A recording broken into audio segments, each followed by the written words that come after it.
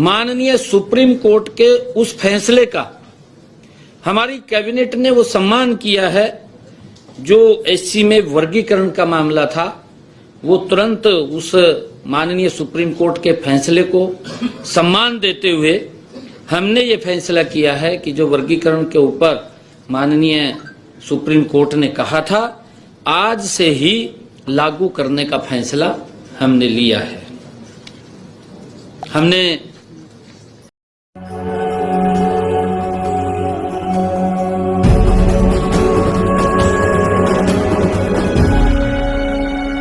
जय भीम साथियों, मैं अतुल खोड़ावाल, राष्ट्रीय अध्यक्ष बहुजन जनता दल। साथियों,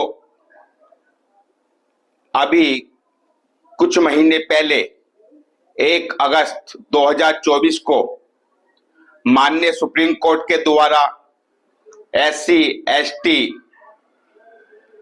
जातियों में वर्गीकरण और कोटे में कोटा लगाने का एक डिसीजन दिया गया था, जिस डिसीजन को लेकर संपूर्ण भारतवर्ष के अंदर अनुसूचित जाति जनजाति के लोगों ने विरोध प्रदर्शन किया और सरकार में अपना विरोध दर्ज कराया और सरकार से मांग की कि उपवर्गीकरण और कोटे में कोटा वापस लिया जाना चाहिए।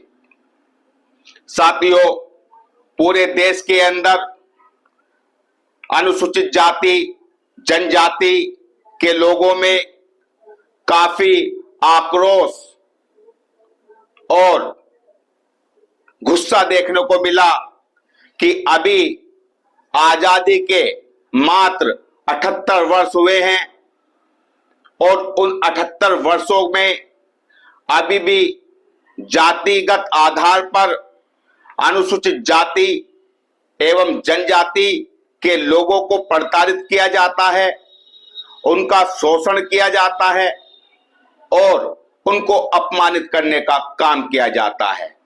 लेकिन माननीय सुप्रीम कोर्ट के आदेश के अनुसार जो उपवर्गीकरण और कोटे में कोटा लागू किया गया, ये सरासर गलत है, क्योंकि आजादी के 78 वर्ष बाद भी अभी तक भी जातीय उत्पीड़न रुकने का नाम नहीं ले रहा है और हर रोज अनेकों जिलों से अनेकों राज्य से ऐसी घटनाएं सामने आती हैं, ऐसे मामले सामने आते हैं जहां अनुसूचित जाति एवं अनुसूचित जनजाति के लोगों के साथ अन्य दमंग जो जातियां हैं उनके द्वारा उनका शोषण उत्पीड़न और उन पर अत्याचार किया जा रहा है।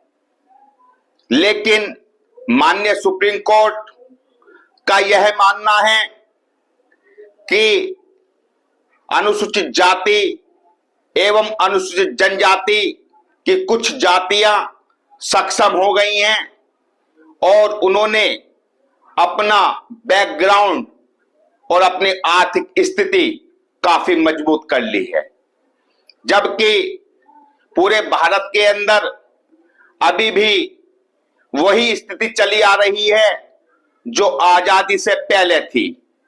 आज भी सर्वे किया जाए तो हमारे अनुसूचित जाति एवं अनुसूचित जनजाति के लोगों की आज भी बहुत माली स्थिति है।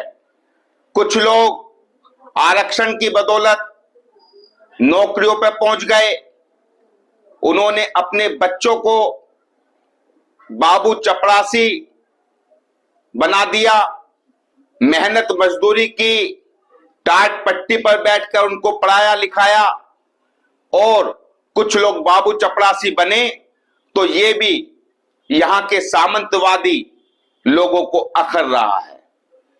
यही बात माननीय सुप्रीम कोर्ट ने भी मानते हुए अनुसूचित जाति जनजाति के आरक्षण में उपवर्गीकरण किया और कोटे में कोटा लगाने का डिसीजन दिया। उसको आगे बढ़ाते हुए अभी हरियाणा राज्य में विधानसभा चुनाव संपन्न हुए हैं और बीजेपी पार्टी के द्वारा इसको प्रमुख मुद्दा बनाया गया था कि हरियाणा में भाजपा की सरकार बनती है तो सबसे पहले उपवर्गीकरण और कोटे में कोटा लागू किया जाएगा।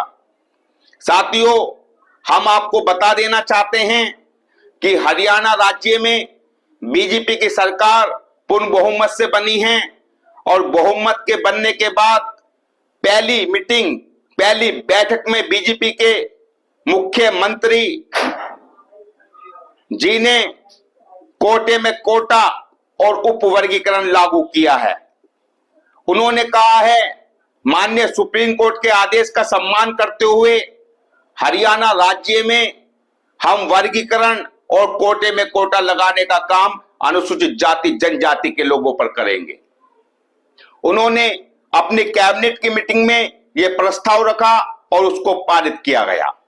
साथियों, उत्तर प्रदेश में भी यही होने जा रहा है। उत्तर प्रदेश में हाल ही में अभी 9 सीटों पर उपचुनाव होने हैं। उपचुनाव के बाद उत्तर प्रदेश में भी भाजपा सरकार यही काम करेगी। यहां भी वर्गीकरण और कोटे में कोटा लागू किया जाएगा, क्योंकि भाजपा के एजेंडे पर सिर्फ और सिर्फ यहां के जो कुछ सक्षम अनुसूचित जाति जनजाति के लोग हो गए हैं, उनको टारगेट पर लेकर भाजपा चल रही है और भाजपा के एजेंडे पर है। साथियों, ये बहुत दुख बड़ा विषय है। अभी भी हमारे समाज को जातीय उत्पीड़न झेलना पड़ रहा है। हमारे समाज के साथ नई नई प्रकार की वारदातें सामने आ रही हैं, लेकिन जिस प्रकार से हमारे समाज पर उपवर्गीकरण और कोटे में कोटा ठोका जा रहा है, उसका समाज के लोग, बहुजन समाज के लोग, अनुसूचित जाति जनजाति के लोग कड़े शब्दों में विरोध करते हैं। साथियों, ये बहुत बड़ा मामला है। आज भी हमारे समाज में ऐसे ऐसे परिवार हैं जिनको अभी भी रोटी और कपड़ा और रोजगार मुहैया नहीं हुआ है। साथियों, जबकि अनुसूचित जाति एवं जनजाति के लोगों को आरक्षण भीख में नहीं मिला था। आरक्षण एक समझौता था, जो पूना पेट समझौते में आरक्षण दिया गया था। आरक्षण कोई आर्थिक आधार पर नहीं था। आरक्षण जो दिया गया था वो जातीय भेदभाव, जातीय उत्पीड़न को देखते हुए अनुसूचित जाति एवं जनजाति के लोगों को सक्षम एवं मजबूत बनाने के लिए आरक्षण की व्यवस्था की गई थी। उसी प्रकार से शिक्षा में भी आरक्षण की व्यवस्था की गई थी, राजनीति में भी आरक्षण की व्यवस्था की गई थी। लेकिन चारों तरफा आरक्षण पे ही पहर किया जा रहा है और नौकरियों का निजीकरण किया जा रहा है। ऊपर से माननीय सुप्रीम कोर्ट कहती हैं कि उपवर्गीकरण और कोटे में कोटा लगाया जाना चाहिए। साथियों, आज भी पूरे भारत के अंदर गवर्नमेंट सरकारी विभागों में सभी पद रिक्त पड़े हैं, उनको सरकार भर नहीं रही है और अनुसूचित जाति और जनजाति के लोग बेरोजगार घूम रहे हैं। और ये कहना कि अनुसूचित जाति जनजाति के लोग सक्षम हो गए हैं, तो ये सरासर गलत है। इसका दलित समाज, बहुजन समाज डटकर और दबकर विरोध करेगा। जल्द ही पूरे भारत में पुनः 2 अप्रैल की तरह भारत बंद या इससे बड़ा आंदोलन किया जाएगा, जो शांति प्रिय तरीके से होगा और अपनी बात, अपना विरोध माननीय सुप्रीम कोर्ट और भारत सरकार के सामने रखा जाएगा।